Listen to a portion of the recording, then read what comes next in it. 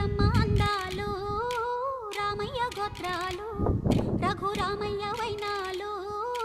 సీతమ్మ సూత్రాలు సీతమ్మ అందాలు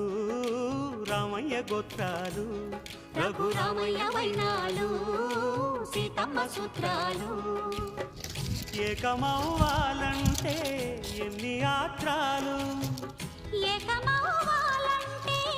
ఎన్ని యాత్రాలు ఏకమైన చోట వేద మంత్రాలు ఏకమైన చోట వేద మంత్రాలు సీతమ్మ అందాలు